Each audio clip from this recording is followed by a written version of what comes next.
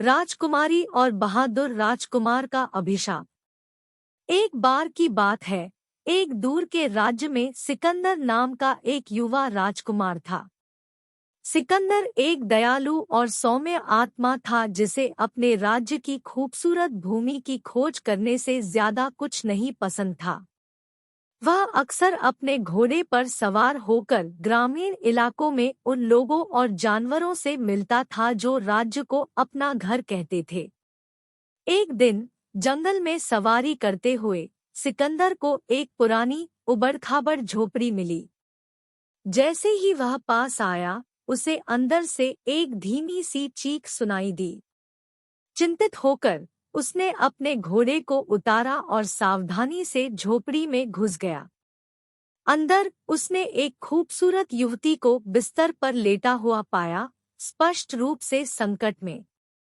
सिकंदर उसकी तरफ दौड़ा और एक कोमल स्पर्श के साथ उसने पूछा कि क्या गलत था। महिला ने बताया कि वह एक पड़ोसी राज्य की राजकुमारी थी और उसे एक दुष्ट जादूगर ने श्राप दिया था। श्राप ने उसे कमजोर और चलने में असमर्थ बना दिया था और वह कई दिनों तक झोपड़ी में फंसी रही थी। बिना किसी हिचकिचाहट के सिकंदर ने राजकुमारी को अभिशाप तोड़ने में मदद करने की कसम खाई। उन्होंने श्रापों को तोड़ने के तरीकों पर शोध करने में घंटों बिताए और मदद के लिए देश के सबसे शक्तिशाली जादूगरों को बुलाया। काफी खोजबीन के बाद आखिरकार उन्हें पता चला कि अभिशाप को तोड़ने का एकमात्र तरीका एक दुर्लभ फूल को खोजना है जो केवल दूर देश में ही उगता है। अविचलित सिकंदर फूल को खोजने के लिए यात्रा पर निकल पड़ा।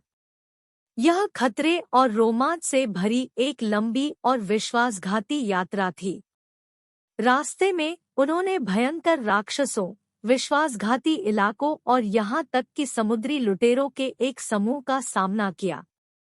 लेकिन इस सब के बावजूद सिकंदर अभिशाप को तोड़ने और राजकुमारी को बचाने के लिए दृढ़ संकल्पित रहा।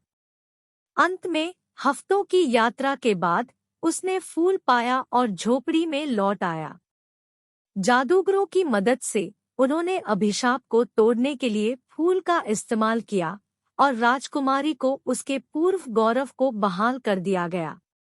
बहुत खुश होकर राजकुमारी ने सिकंदर को उसकी बहादुरी और दयालुता के लिए धन्यवाद दिया। उसने उसे किसी भी तरह से चुकाने की कसम खाई। लेकिन सिकंदर इस बात से संतुष्ट था कि उसने किसी जरूरतमंद की मदद की थी और इसलिए वह अपने घोड़े पर सवार हो गया और सूर्यास्त के लिए रवाना हो गया। जो भी साहसिक कार्य आगे था उसके लिए तैयार था।